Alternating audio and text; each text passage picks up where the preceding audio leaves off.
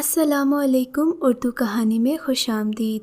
ہمیشہ کی طرح آج بھی اردو کہانی سے آپ کو ایک انتہائی دلچسپ کہانی سنائی جائے گی۔ امید کرتی ہوں کہ کہانی آپ کو پسند آئے گی۔ کہانی شروع کرنے سے پہلے نئے آنے والوں سے گزارش ہے کہ ہمارے چینل اردو کہانی کو ضرور سبسکرائب کریں اور ہماری ویڈیوز سب سے پہلے دیکھنے کے لیے بیل آئیکن کو ضرور کلک کریں۔ بارش بہت تیز برس رہی تھی، ہر طرف ایک طوفان مچا ہوا تھا، پانی ہی پانی تھا اور بس اسٹیشن پر لوگ آ جا رہے تھے۔ یہاں دن کے وقت بھی کافی بھیڑ بھاڑ رہتی تھی۔ یکا یک دور سے آتی ہوئی ایک بس تیز ہارن بجاتی سڑک کے درمیان آ رکی۔ آہستہ آہستہ یک کے بعد دیگرے مسافر نیچے اترے۔ ان مسافروں میں ایک انتہائی خوبصورت اور نوجوان لڑکی بھی اتری، جس نے فراک اور پاجامہ پہن رکھا تھا۔ سر پر اچھی طرح سے دوپٹہ اوڑھا ہوا تھا، کاندھے پر پرس لٹکائے وہ تیزی سے بس سے اتری اور گھنے پیپل کے نیچے جا کھڑی ہوئی۔ بارش چونکہ تیز تھی، اسے ڈر تھا کہ کہیں وہ بارش سے بھیگ نہ جائے۔ پیپل کے گھنے درخت نے اسے بارش سے بچاؤ کا کام دیا۔ وہاں پر موجود کئی افراد کی نگاہیں اس پر پڑی تھیں، جو ہٹنے کا نام ہی نہیں لے رہی تھیں۔ وہ جو درخت کے نیچے سمٹی ہوئی کھڑی تھی، آوارہ نگاہوں کی تپش محسوس کر کے اپنا منہ ڈھانپنے لگی۔ پریشان سی کھڑی اس نے سامنے دیکھنا شروع کر دیا۔ اس کی نگاہیں کسی کی منتظر تھیں۔ اس کا نام تو مصحف تھا، مگر سب گھر والے اسے پیار سے مہرو کہہ کر پکارتے تھے۔ وہ سرگودا کی رہنے والی تھی۔ اپنے والدین کی اکلوتی اولاد ہونے کی وجہ سے بڑے ناز و نام سے پلی تھی۔ پٹھان فیملی سے تعلق ہونے کے باوجود اپنی روایات اور رسم و رواج کو بالائے طاق رکھ کر اس کے والدین نے اسے تعلیم کے زیور سے آراستہ کیا تھا۔ حالانکہ اس کے خاندان میں کسی بھی لڑکی نے اسکول یا کالج کی شکل نہیں دیکھی تھی، مگر وہ اسکول پھر کالج اور یونیورسٹی جا پہنچی۔ اس نے اپنے والد کی کہی ہوئی ایک بات اپنے پلو سے اچھی طرح باندھ لی تھی۔ بیٹی کبھی بھی والد کی عزت اور غیرت اور اس کا اوپر اٹھا ہوا سر بیٹی کی حیا اور فرما برداری کے بغیر نہیں قائم رہتا۔ بیٹی کا ایک غلط قدم ماں باپ کو دنیا اور آخرت میں ذلیل کر کے رکھ دیتا ہے، یہ بات تم ہمیشہ یاد رکھنا۔ مہرو بھی سمجھدار اور عقل مند لڑکی تھی۔ اس نے اسکول، کالج اور یونیورسٹی میں صرف اور صرف اپنی تعلیم پر توجہ دی۔ اس نے سہیلیاں بھی بہت کم بنائی تھیں اور پھر لڑکوں کی طرف دیکھنا بھی وہ گناہ کبیرہ سمجھتی تھی، مگر نہ جانے کیسے اونچا لمبا خوبرو سا شہزاد اس کے نازک دل کے کسی کونے میں جا سمایا۔ مہرو اس کی بڑی بڑی کالی سیاہ آنکھوں کے ساغر میں ڈوب کر خود کو اس کے پیار کے جال میں پھنسا بیٹھی تھی، مگر وہ خود بھی تو کوئی کم حسین نہیں تھی۔ خدا نے اسے بہت خوبصورت بنایا تھا۔ پرکشش سراہی نما گردن، ریشمی زلفیں، غزالی آنکھیں، گلابی گالوں میں پڑتا ٹمپل۔ شہزاد کو بھی وہ پہلی نظر میں بھا سی گئی۔ وہ دونوں ایک دوسرے کے قریب آ گئے۔ یوں ہی وقت ایک دوسرے کی محبت میں بیت گیا اور پھر دونوں نے اپنی تعلیم مکمل کر کے یونیورسٹی کو خیر آباد کہہ دیا۔ یونیورسٹی کے آخری دن انہوں نے اپنی ڈبڈبائے آنسو بھری آنکھوں سے ایک دوسرے کو الوداع کیا۔ شہزاد واپس اپنے شہر آ گیا۔ اگرچہ اب وہ دونوں مل تو نہیں سکتے تھے، مگر موبائل پر ان کی روزانہ بات ہوتی۔ مہرو کی تعلیم مکمل ہوئی، گھر میں اس کی شادی کی بات چل نکلی۔ اس کے ماموزاد سے اس کی منگنی کی خبر نے شہزاد کو ہلا کر رکھ دیا۔ شہزاد نے اپنے والدین کو اس کے گھر بھیجنے کی بات کی، مگر مہرو نے انکار کر دیا۔ وہ جانتی تھی اس کے والدین اس کی شادی کسی بھی صورت میں غیر برادری میں نہیں کریں گے۔ مسئلہ وہیں کا وہیں رہ گیا۔ مہرو کی منگنی میں چند دن باقی رہ گئے۔ شہزاد کا بس نہیں چلتا تھا کہ وہ کیا کرے۔ مہرو پر ہر دن اور ہر رات بھاری تھا۔ آخر اس نے وہ فیصلہ کیا جس فیصلے کو کرنے سے پہلے کوئی بھی لڑکی 1000 بار سوچتی ہے۔ اس نے گھر سے بھاگ کر شہزاد کے پاس جانے کا فیصلہ کر لیا۔ شہزاد نے بھی اس کے فیصلے کی تائید کی۔ اس لیے مہرو آج اپنا سب کچھ چھوڑ چھاڑ کر چپکے سے اسی شہر آ گئی تھی۔ پیپل کے درخت کے نیچے کھڑی مہرو اپنی سوچ میں ایسی ڈوبی کہ اس کو وقت کا پتہ ہی نہ چلا کہ کتنا ٹائم گزر چکا ہے۔ بارش رک چکی تھی، دوپہر سے شام ہونے کو تھی، مگر شہزاد کا کہیں اتا پتہ نہیں تھا۔ اس نے تو مہرو کو یہیں کھڑے رہنے کا کہا تھا۔ اس نے کلائی پر بندھی ہوئی گھڑی کی طرف دیکھا جو پورے 6 بجا رہی تھی۔ وہ 5 بجے یہاں پہنچی تھی، یعنی اسے 1 گھنٹہ بیت چکا تھا۔ یہ بات اسے پریشانی میں مبتلا کرنے کے لیے کافی تھی۔ اس نے جلدی سے موبائل میں اسے کال ملائی، مگر وہاں سے کوئی جواب موصول نہ ہوا۔ شہزاد کا موبائل آف تھا۔ اس نے نہ جانے کتنی بار کال ملائی مگر سب بے سود۔ اس کی آنکھوں میں آنسو آنے لگے۔ وہ اکیلی اس اجنبی شہر میں کہاں جائے گی؟ کیا شہزاد نے اسے دھوکہ دیا؟ اس سے آگے وہ کچھ سوچ نہ سکی۔ پھر خود ہی خود کو تسلی دینے لگی، نہیں، میرا شہزاد ایسا نہیں ہے، وہ مجھ سے بے حد محبت کرتا ہے۔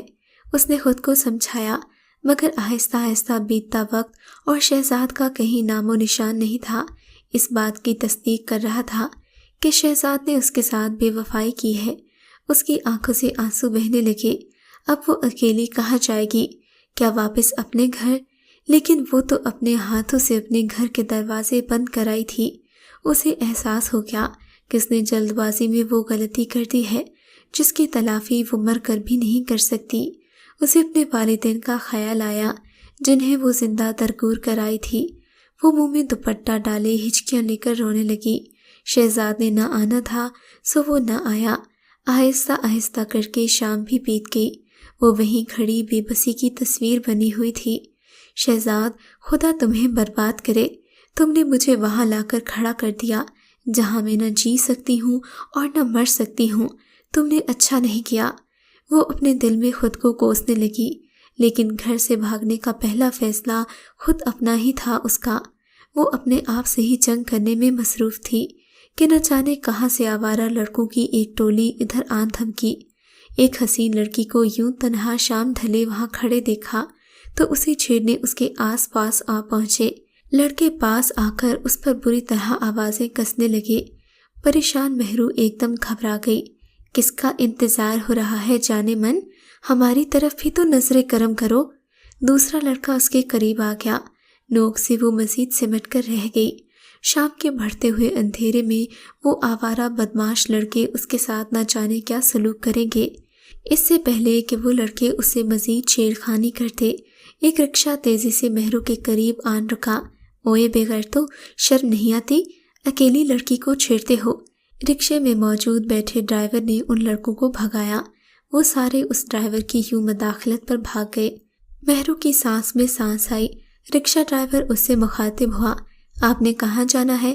میں کب سے دیکھ رہا ہوں، آپ یہاں اکیلی کھڑی ہیں۔ مہرو نے اس کی جانب دیکھا۔ کالی بھدی صورت، بکھرے ہوئے بال، لمبے پیلے دانت، جس کی وہ نمائش کرتے ہوئے اس سے پوچھ رہا تھا۔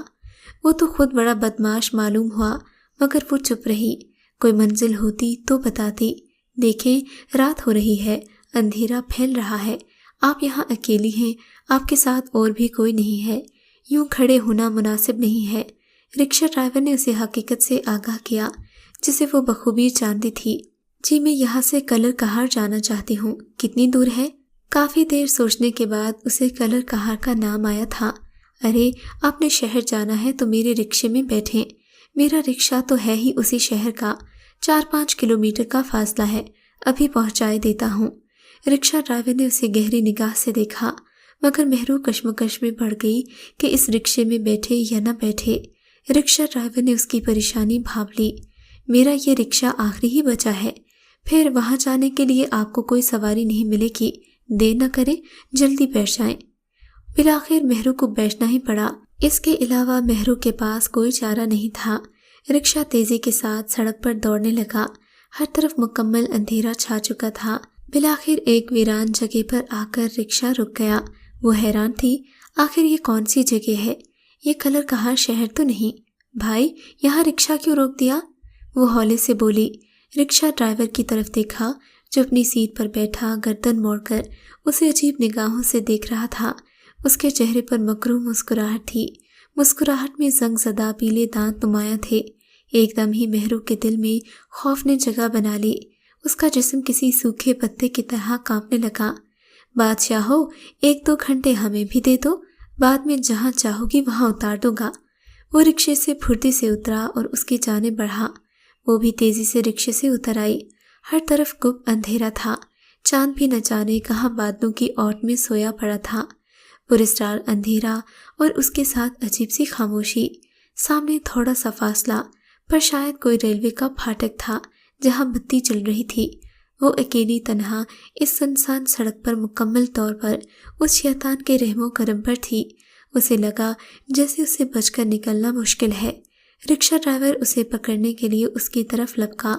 خوف سے لرزتی کانپتی مہرو میں نہ جانے کہاں سے اتنی ہمت آئی کہ اس نے اپنا پرس تیزی سے اس کے منہ پر دے مارا۔ وہ درد سے بلبلا اٹھا۔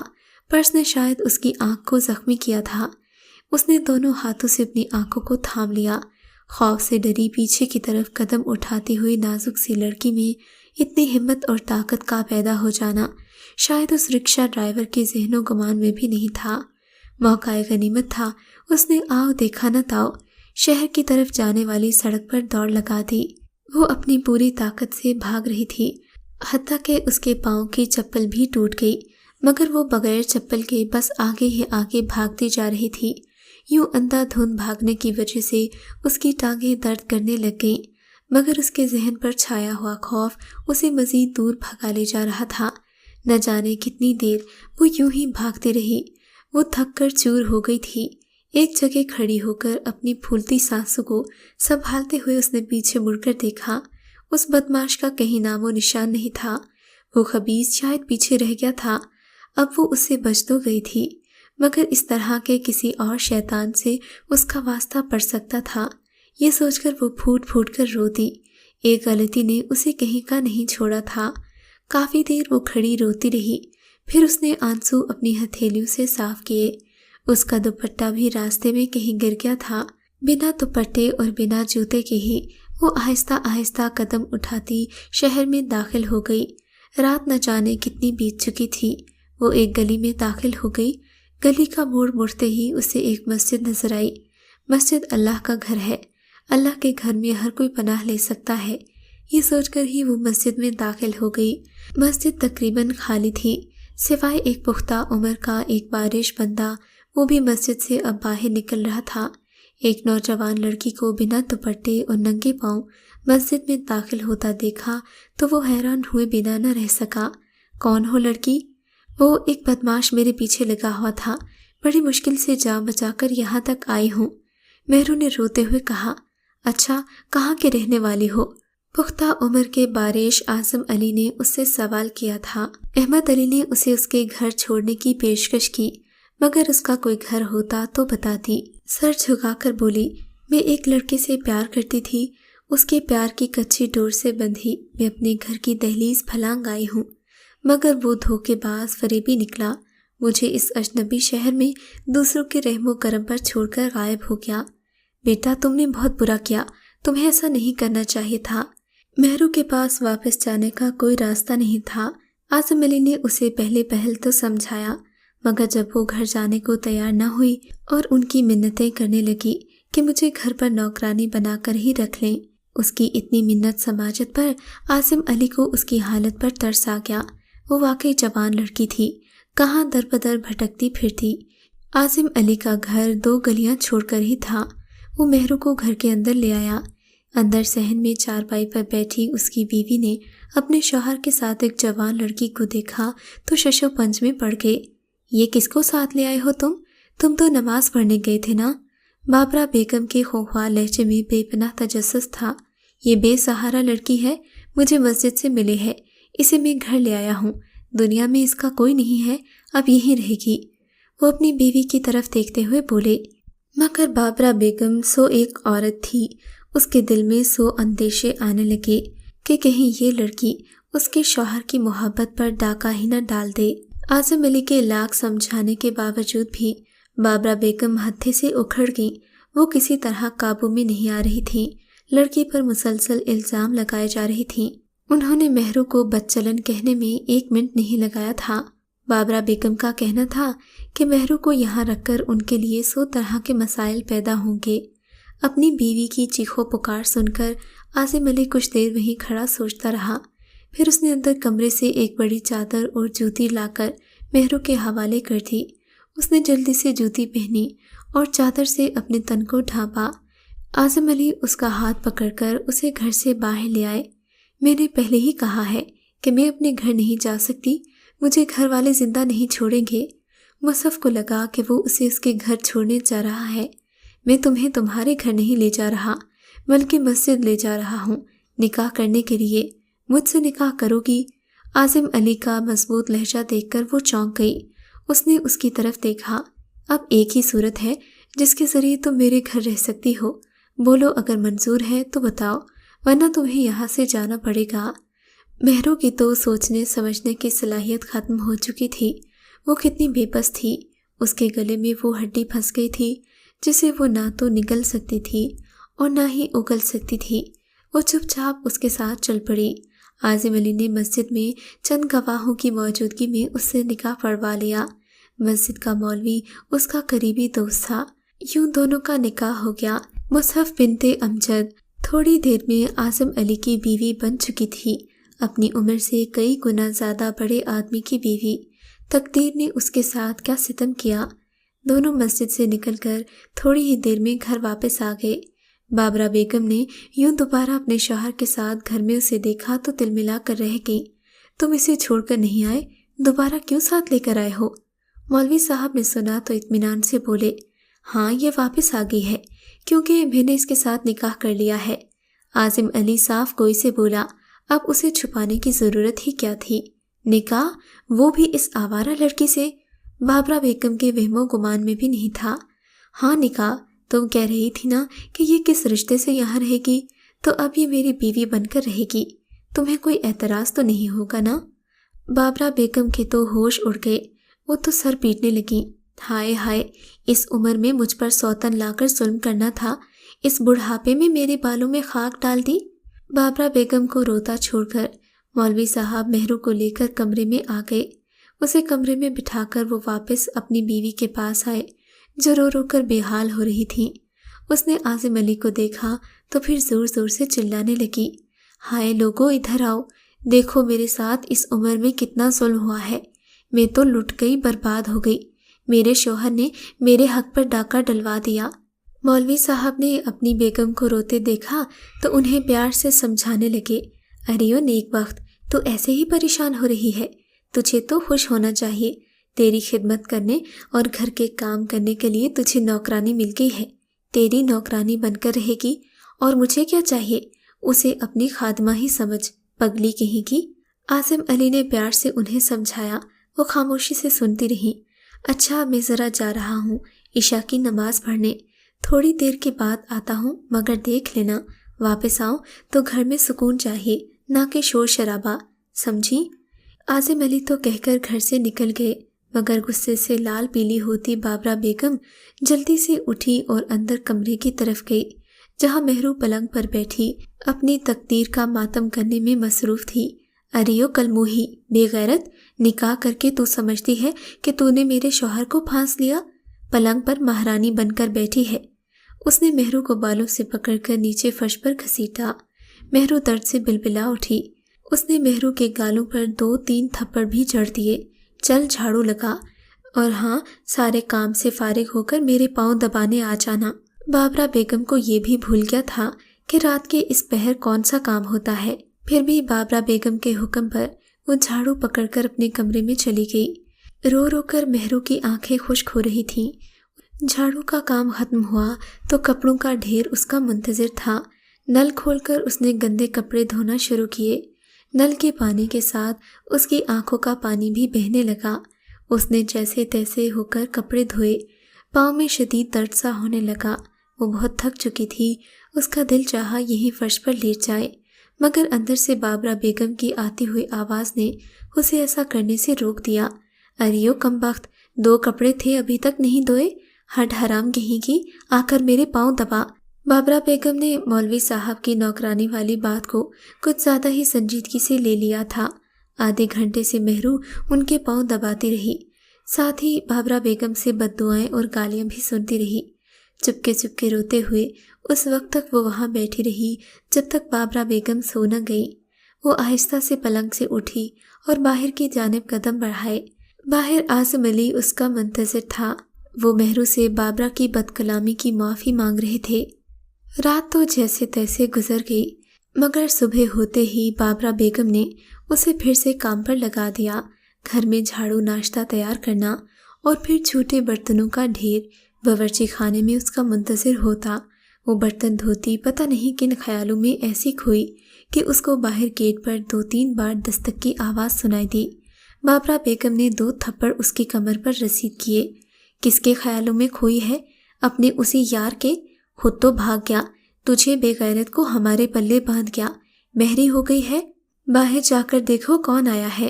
وہ بھیگی آنکھیں دوپٹے کے پلو سے صاف کرتی گیٹ کی طرف بڑھ گئی۔ اس نے دروازہ کھولا، اسے شدید جھٹکا لگا۔ سامنے شہزاد کھڑا تھا۔ وہ زخمی حالت میں تھا، اس کے ماتھے اور بازو پر پٹی بندھی ہوئی تھی۔ مہرو کو اپنی آنکھوں پر یقین نہیں آیا۔ شہزاد کے چہرے پر بھی اسے دیکھ کر حیرت کے آثار تھے۔ وہ جلد ہی خوشی اور مسرت میں بدل گئے۔ مصعب، تم یہاں؟ میں کوئی خواب تو نہیں دیکھ رہا؟ مجھے یقین نہیں آ رہا تھا کہ تم مجھے یوں مل جاؤ گی۔ وہ خوشی سے چہکتے ہوئے بولا، فریبی، دھوکے باز انسان، میں نے تمہارا کیا بگاڑا تھا؟ پیار ہی کیا تھا نا؟ تم نے مجھے اتنی بڑی سزا دی؟ مجھ سے جھوٹا کھیل کھیل کر تم اس اجنبی شہر میں مجھے دوسروں کے سہارے چھوڑ کر فرار ہو گئے۔ وہ بلک بلک کر رو دی۔ میں کتنی بے وقوف تھی، تمہارے ایک اشارے پر سب کچھ چھوڑ دیا۔ کیا کہہ رہی ہو میرو؟ میں دھوکے باز ہوں؟ میں نے پیار کا جھوٹا کھیل کھیلا؟ یہ کیسے ہو سکتا ہے؟ میں تو جان سے بڑھ کر تم سے پیار کرتا ہوں۔ تم میری بات سنو تو مجھ پر یقین آئے گا نا۔ میرا کار ایکسیڈنٹ ہو گیا تھا، میں تمہیں لینے آ رہا تھا، مگر پھر مجھے کچھ ہوش نہیں رہا کہ میں کہاں ہوں۔ ہوش آیا تو خود کو ہسپتال میں پایا۔ رات بہت بیت چکی تھی۔ میں نے زخموں کی پرواہ کیے بغیر تمہیں کہاں کہاں نہیں ڈھونڈا مہرو۔ میرا موٹر سائیکل چوری ہو گیا، پیدل ساری رات میں کہاں کہاں بھٹکتا رہا تمہاری تلاش میں، مگر تم مجھے نہیں ملی۔ اب ملی بھی ہو تو یوں اچانک۔ موبائل میرا ٹوٹ چکا تھا، ورنہ تم سے رابطہ ہی کر لیتا۔ مہرو نے اس کے چہرے کی جانب دیکھا۔ وہ یقینی اور بے یقینی کی کیفیت میں تھی۔ میرا یقین کرو مہرو، تم میری حالت بخوبی دیکھ رہی ہو۔ وہ گھر کے اندر داخل ہو گیا جیسے وہ اسی کا گھر ہو، اور مہرو کے قریب آ گیا۔ میری محبت، میرا سچا پیار، اسی لیے تو تم مجھے دوبارہ مل گئی۔ مگر تم یہاں کیسے؟ وہ اس سے پوچھ رہا تھا۔ تم نے آنے میں بہت دیر کر دی شہزاد۔ مہرو کو ساری صورتحال سمجھنے میں زیادہ دیر نہ لگی۔ وہ نم آنکھوں سے اس کی طرف دیکھتے ہوئے بولی۔ اس کی آنکھوں میں دنیا جہاں کا درد بسا ہوا تھا، وہ درد جو شہزاد سے بھی چھپ نہ سکا۔ اچانک کمرے سے اعظم علی باہر نکلا۔ ارے شہزاد، تم اس حالت میں؟